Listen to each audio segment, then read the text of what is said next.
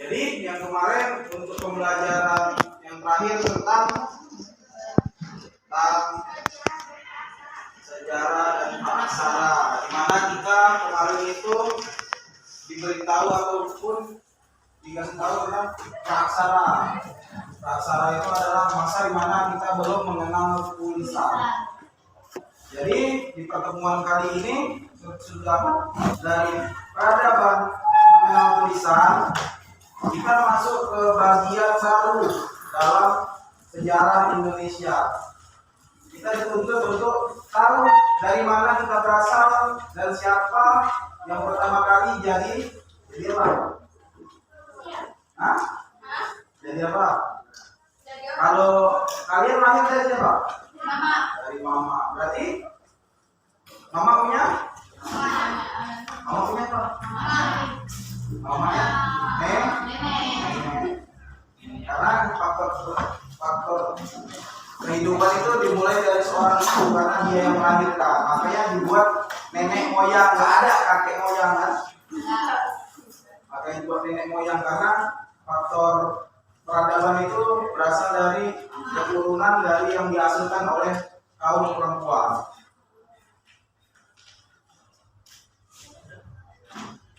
Jadi di situ di dalam buku cetak ada beberapa macam ras yang ataupun bangsa yang ada di Indonesia. Yang pertama itu ada Proto Melayu, Proto Melayu.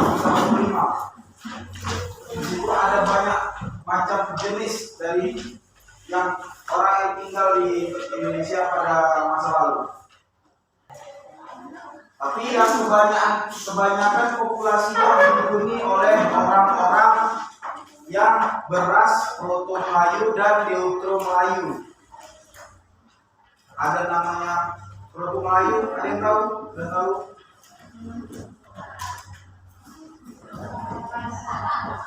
Ada yang tahu Proto Melayu?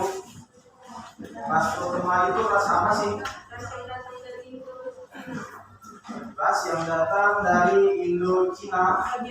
Bagian selatan Indo-Cina itu namanya daerah Yunan. Jadi Proto Melayu ini adalah orang-orang yang berasal dari Yunan bermigrasi ke daerah-daerah lain ke Asia Tenggara, menduduki daerah Asia Tenggara termasuk juga Indonesia. Proto Melayu juga disebut dengan Melayu Tua. Melayu Tua. Mereka berasal dari ras Austronesia. Jadi ras bangsa Indonesia itu kelompok umumnya berasal dari ras Austronesia.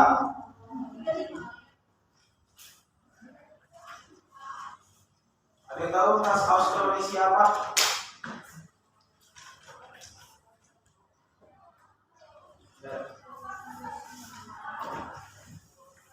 Bang, tahu? Austronesia. Nama rasnya? Ya. Jadi ras Austronesia itu adalah ras yang berasal dari daerah kawasan Asia Tenggara. Ibarat kata ras yang paling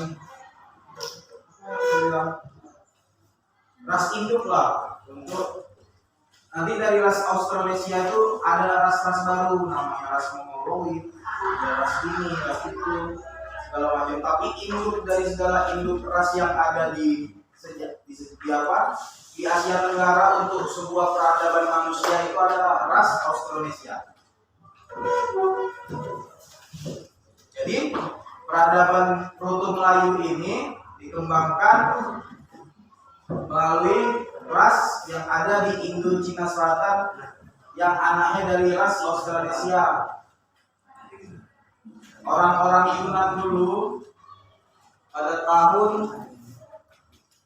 2000 sebelum Masehi sampai 200 sebelum Masehi bermigrasi ke daerah-daerah lain sampai ke Indonesia. Itu diteliti oleh arkeolog yang bernama Robert. Arkeolog yang bernama Robert Baron-Penhill. Robert Baron-Penhill, seorang arkeolog arkeolog asal Eropa yang meneliti tentang cikal bakal nenek moyang bangsa Indonesia. Ada lagi namanya teori Deutero Melayu atau Melayu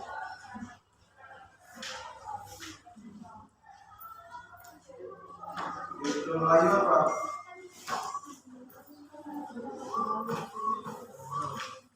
Tadi kalau Proto Melayu dua, Deutero Melayu, udah betul. Jadi Deutero Melayu itu adalah pola persebaran dari Melayu muda. Berarti umurnya lebih muda daripada persebaran dari Proto Melayu. Jadi dari Deutero Melayu itu kapan persebaran dan dari mana? Coba dibaca bukunya. Kalian tahu?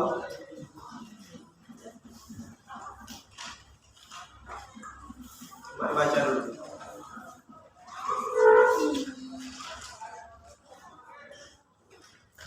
Sudah? Kalian tahu?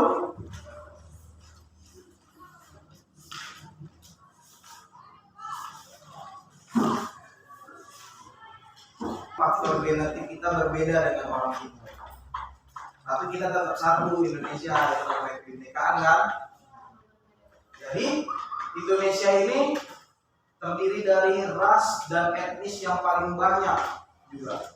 Salah satu dari negara-negara yang paling banyak etnis, banyak ras, banyak suku, kebudayaan yang banyak. Tapi seringkali kita lemah di situ. Kita orang Aceh datang ke Jawa, kita meremehkan orang Jawa gitu misalnya. Padahal itu nggak boleh, itu sebuah kekayaan dari kita semua. Seringkali misalnya kita yang minoritas gitu kan, kita ditindas oleh orang-orang yang mayoritas. Kalau kita adanya saling menghargai, itu kayak itu nggak menghargai kan?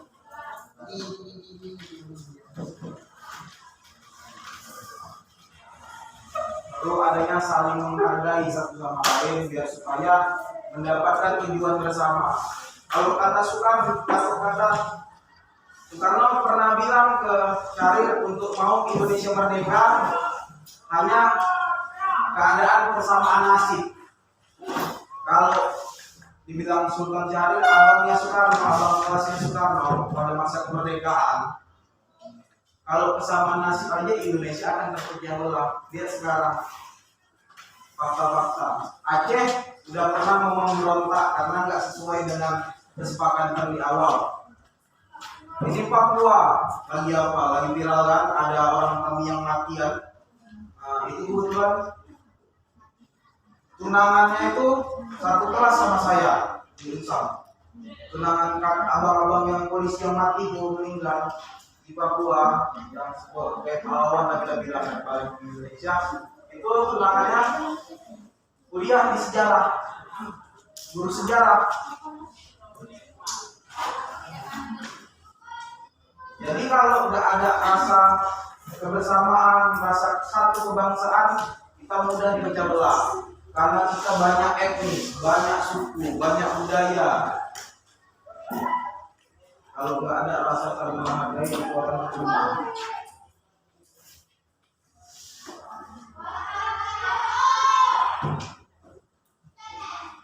Jadi hari ini menanyakan tentang itu. Ada dua ras yang untuk orang Timur, ada ras Negroid dan ada Melanosoid. Ras orang tuh terkenal dengan kalau orang Ambon tuh cakapnya agak lantang, kayak marah, tapi nggak marah. Jadi abang pernah nih ditelepon sama Ketua Sekjen Ikatan Himpunan Mahasiswa Sejarah se-Indonesia. Kebetulan dia senior abang di nasional gitu kan. Jadi teleponnya, halo Adinda, cakapnya besar ya kan. Marah apa bang nih? Kalau orang Sumatera kita bilang, marah bang nih. Ada apa bang? Ini bisa bantu saya. Ya iyalah. Bang, abang nggak bisa pulang sih. Makanya ini suara saya jangan diambil hati ya. Nah, jadi kalau kita menginterpretasinya, menafsirkan dia sedang marah, belum tentu dia marah. Hanya kita perlu dengan adaptasi tadi. Dia orang misalnya Maluku Utara. Dia orang asli Maluku Utara, tapi kuliah di Sulawesi Tenggara di Kendari. Jadi dia kuliah harus naik kapal lagi katanya. Berbeda dengan orang Jawa. Orang Jawa kalau dipanggil misalnya siapa nih? Ini abangnya siapa? Putra. Kalau Putra orang Jawa, misalnya Putra dalam mas. Ada soalnya orang Malang, dalam mas kan? Iya, dalam kan? Ada kemarin tuh kakak Endra, orang Malang ya. Ini kalau setiap dia pernah dipanggil, Luis dalam, mau laki-laki mau perempuan dalam. Dalam itu bahasa halusnya dari saya ada apa. Jadi kita orang yang pesisir ataupun orang-orang Aceh, orang Sulu segala macam itu rasanya aneh ya. Bisa ada orang yang halus itu. Oh, kalau cewek-cewek suka aja sama orang-orang Jawa. Lepek-lepek. Dalammu nih juga.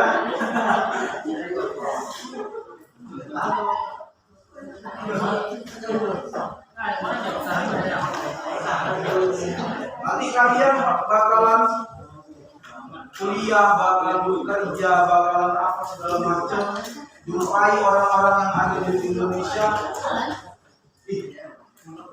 Indonesia apa? Dunia ini nggak kecil, banyak yang mesti dipelajari, banyak yang mesti dipahami di sini. Mulai dari kebudayaan, mulai dari saling menghargai. Hal terkecil yang cuma Indonesia aja kita sulit menghargai. Kalau kita nggak bisa adaptasi, misalnya karena itu kejuaraan kita di Jakarta. Di Jakarta ini timnya banyak, dari orang Papua ada, orang apa ada. Kalau nggak ada rasa kerjasama itu kan clash. Jadi perlu ada penyesuaian yang bagus-bagus. Mengapa kita di dalam sejarah ini diceritakan asal muasal nenek moyang kita, biar kita sadar bahwa kita juga beda etnis sama mereka, tapi cuma satu, kita Indonesia. Di situ kita belajar ciri-cirinya kayak mana sih, kebudayaannya kayak mana sih. Dari situ budaya sejarah, belajar untuk masa kini dan mempersiapkan masa yang akan datang. Jadi kalau mau tahu daerah, cari tahu dulu sejarahnya. Kalau mau paham akan suatu daerah, cari dulu tahu sejarahnya. Jadi begitu.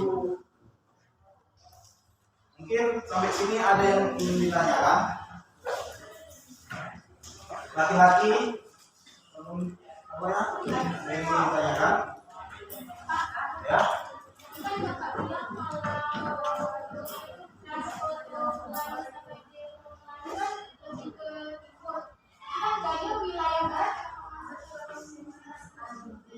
Ras Melanozoid adalah ras yang tersebar di daerah timur. Timur itu daerah Sulawesi, Maluku, Nusa Tenggara Timur. Nah, itu daerah timur. Tenggara segala macam kayak Papua Nugini ya Pak, Timur Leste itu. Nah, tapi kalau Papua ada namanya ras Negroid. Nah, dia orang-orang Negro yang hampir mirip sama orang Afrika. Dan coba dibaca-baca lagi sebelum apa kan, yang penting sub-subnya udah paham. Jadi ada 4 ras endemik orang Indonesia. Ada ras pertama apa? Ras pertama apa nih yang dijelaskan? Proto Melayu. Yang kedua Neutro Melayu. Yang ketiga Melanozoid. Yang keempat Negro dan Negri.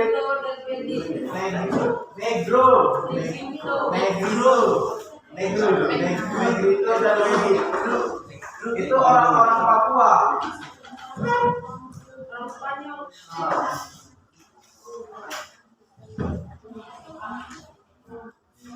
Kalian mobilitas masih mudah di sini, tapi kalau orang Papua itu belajar itu kerja keras. Masih banyak yang di luar sana. Kalau kalian naik motor ke sini, mungkin orang tuh berenang ke sekolah itu, sekolahnya bisa berenang atau jalan kaki berkilo-kilo, karena nggak ada transportasi di sana. Ada teman abang dari usia orang Papua Papua. Dia tinggal di Gunung Papua sana, di kaki gunung orang Papua. Jadi dia sampai sekarang belum tamat di Rusia. 4 tahun merantau. Ongkos pulang dia pingin balik kampung kayak kami ini, kayak saya di Berangan 2 minggu sekali balik kampung, tapi nggak bisa. Ekonomi keluarga rendah, dia dapat program beasiswa. Sekali berangkat ke Papua untuk dia menuntut ilmunya di Banda Aceh, di Aceh, dia harus mengeluarkan uang 11 juta sekali berangkat. Jadi ilmu ini mahal, pengalaman ini mahal. Jadi kalau nggak belajar dari sekarang, nanti akan kesusahan. Saingan kita banyak loh di luar sana, kita malah santai-santai aja di sini. Kalau kita nggak eksiskan diri kita sendiri, siapa lagi yang mau eksiskan? Kalau nggak kalian yang bantu sekolah untuk prestasi, siapa lagi yang bantu sekolah? Saat itu harus produktif dari sekarang. Entah di bidang apapun, kita harus memiliki pengalaman eksistensi di bidang masing-masing. Misalnya nulis, entah jadi bengkel mekanik, yang penting ada satu yang difokusin. Karena kalau kata dosen abang, kita bisa memikirkan banyak hal, kita bisa menyaring banyak hal, tapi tangan dan kaki kita cuma 2. Gak bisa kita bergerak kemana-mana, harus ada yang difokuskan. Jadi harus ada yang fokus gitu. Jadi kalau hobinya apa itu perlu difokuskan. Aku yakin di sini. Mentalku di sini loh, Kak. Fokuskan di situ.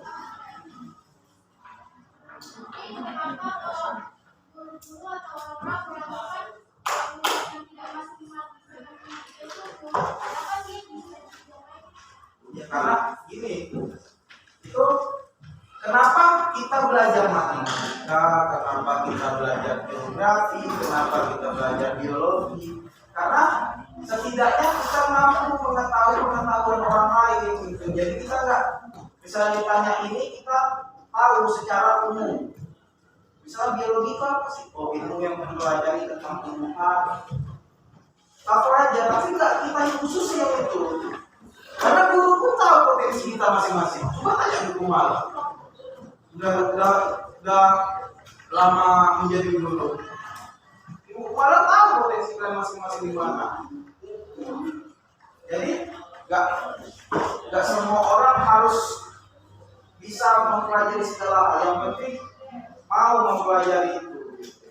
Jadi belum tentu yang nggak pandai matematika dia nggak bodoh, belum tentu. Abang jujur, abang dulu IPA, bisa lari ke IPS. Karena memang abang nggak terbiasa menggunakan otak kanan abang. Karena orang IPA itu banyak lebih menggunakan otak kanan daripada otak kirinya.